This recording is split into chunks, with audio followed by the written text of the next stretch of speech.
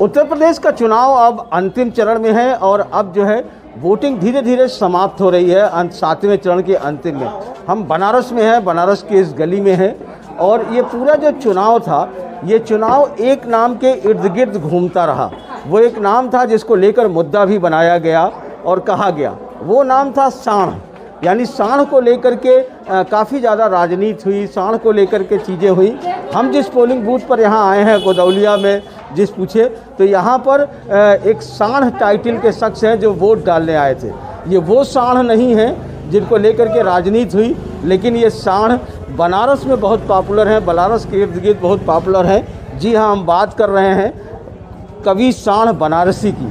साँढ़ बनारसी हमारे साथ हैं और वो वोट डाल करके आए। आपने वोट डाल लिया? ये देखिए अभी उन्होंने वो वोट डाल करके अभी निकल करके साँढ़ बनारसी जी आए हैं, पीछे से ही उन्होंने डाला है। तो साँढ़ बनारसी जी, अभी जानेंगे कि आपका नाम है, आपने नाम अपना रखा साँढ़ बनारसी। उत्तर प्रदेश की ये पूरी राजनीति इस बार जो है वो साँढ़ के इर्द गिर्द घूमती रही, कहती रही, तो आपको क्या कहना है? मैं तो खुद उपभोगी हूँ। 7-8 बीघा खेत है हमारे। 3-4 बीघा बोया ही नहीं जा रहा है कि कोई डर का मारा आज बटाई वाले बोए नहीं रही हैं कि साँढ़ और जितने छोटा पशु हैं वो सब चढ़ जाते हैं। बड़े मुश्किलों से समझ लीजिए, सारा देश गांव जो हमारे देश के लोग हैं, गांव के लोग हैं, परेशान है साँढ़ से। अच्छा, समझ आप तो साँढ़ पे बड़ी कविता बनाते रहे हैं। ऐसा रहा कि साँढ़ नाम हमने सन 62 में रखा था। पंडित श्याम नारायण पांडे जो हल्दी घाटी, जौहर, परशुराम, शिवाजी, हनुमान 4-4, 5-5 महाकाव्य लिखा था। तो उन्होंने कहा तुम तो साँढ़ की तरह लग रहे हो, गोरखपुर में कविता पढ़ रहे थे। तो हमने कहा अरे गुरुजी क्या आप नाम रखेंगे। लेकिन बंधु मैं आपको बताऊं कि जब साँढ़ नाम मैंने रखा तो सारे देश पे जाने का अवसर मिला। 2 बार अमेरिका गया, इंग्लैंड गया, मॉरिशस गया, दुबई, सब जगह आपकी कृपा से सब जगह हुआ। और इस बार ऐसा लग रहा है कि साँढ़ नाम की वजह से कहीं सरकार न चली जाए। नहीं, सरकार जाए या रहे, हमसे सरकार से कुछ लेना देना नहीं है। लेकिन जो साँढ़ पर कोई 1-2 कविता बताइए। ऐसा है कि नमस्कार। साँढ़ जो है तो मैं अपना परिचय देता था, समझ रहे नहीं? पहले तो बता रहे आपसे कि हम जब अमेरिका में कविता पढ़ रहे थे तो 2 जोड़े उठे। उन्होंने कहा कि आप क्लिंटन और लेवेस्की पर कविता सुनाएं। और क्लिंटन लेवेस्की पर कविता सुनाने की बात आई तो बड़ा चक्कर आया। हमारे साथ 2 युवा कवि थे, हमसे कम उम्र के थे। मैंने कहा भैया आप जवाब दो। कहने गुरु आप जवाब दो। मैंने बाबा भोलेनाथ को याद किया कि ऐसा कोई जवाब दीजिए जिससे कि इनकी बात भी रह जाए, हमारा बात भी रह जाए। तो हमने कहा कि चोर को चोर और साह को साह, गुणी को सदा ही गुणी पहचाने, एक दीवानी को माने दीवाना और दीवाना दीवाना ही जाने। क्लिंटन और लेवेस्की का मामला, भारत का पशु साँढ़ क्या जाने। क्लिंटन और लेवेस्की का मामला, भारत का पशु साँढ़ क्या जाने। अब प्रेमी तो आज सभी यहाँ बैठे हैं, इश्क की बात है इश्क ही जाने। और $500 उसने दिया कि आपने कम से कम इज्जत तो बचा लिया। नहीं तो लेकिन साँढ़ पर और क्या आपकी बड़ी कई कविताएं हैं। हम अपना परिचय लिखते हैं। हाँ, क्या कि बड़े बड़े लोगों से भूल से है भूल होती, मैं तो एक पशु हूँ ये बात मान लीजिए। मैं कोई गलती अगर यहाँ कर जाऊँ, हाथ जोड़ता हूँ मत डंडे तान लीजिए। आप भी सजग रहें, हम भी सजग रहें, मेरे पर आप एक एहसान कीजिए। भूल कर साँढ़ यहाँ काशी जी से आ गया है, आप लोग गाय सब आड़े बांध दीजिए। तो साँढ़ पर कम से कम 20 कविताएं हैं। अच्छा, जो भी पूछते हैं कि साँढ़ कैसे दागा गया, क्या हुआ। और बाबा को जोड़ करके मैंने लिखा था अपना परिचय कि और नगरों में देव किंतु यहाँ महादेव, और नगरों में देव किंतु यहाँ महादेव, इन्हीं महादेव ने ये नगर बसाया है।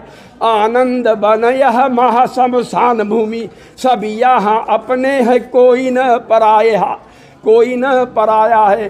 माई अन्नपूर्णा परोसती खिलाती जहाँ, योगी और फक्कड़ों पे चलती न माया है।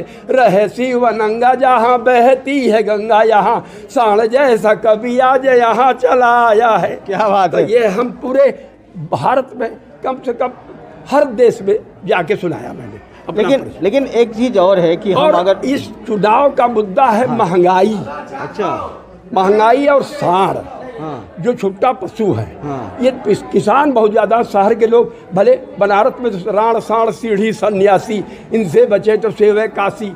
कभी कभी सांड भड़क जाते हैं तो एक्सीडेंट हो जाता है और दुकानें बंद हो जाती, कितने लोग घायल हो जाते हैं।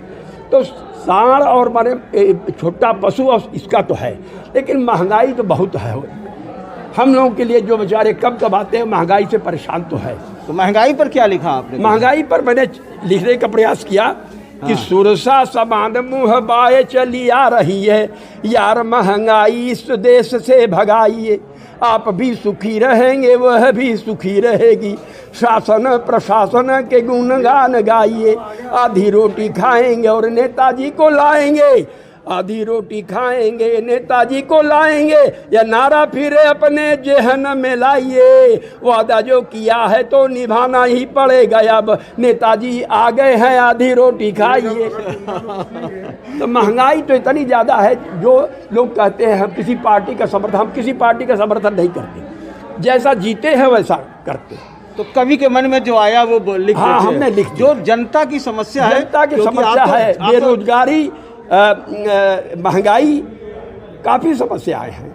हम मंदिर मस्जिद तो है, हम बाकी सब चीज़ों से प्रसन्न हैं, लेकिन महंगाई और इसको तो बेरोजगारी तो दूर करना चाहिए जी। तो आप लोगों का मतलब मत जो है वो ये है। हाँ। और आप चूंकि जन कवि हैं तो जन कवि के लिए जनता की समस्या तो उठाएंगे। बिल्कुल बिल्कुल भी, आप जितने लोगों से पूछिए वो सब बताएंगे। महंगाई पर एक कविता और आपने कुछ हाँ लिखी हाँ, थी। एक लिखा है हाँ। कि ऐसी महंगाई नहीं जीवन में आई कभी, एक दिन चर्चा में कहा मेरे बाप ने, राम राज लाने गए रावणों में गिर गए, शक्ति दिखलाई नहीं कंठी वाला जाप ने। आपको भी देखकर भर पाए हम लोग, महंगी की मार से कमर लगी कांपने। बार बार उन्हें देखा, एक बार हमें देखे, बड़ा ही लुभावना था नारा दिया आपने। एक बार इन्होंने नारा दिया था, सबको देख लिया, एक बार हमको देखे तो उनको भी देख लिया।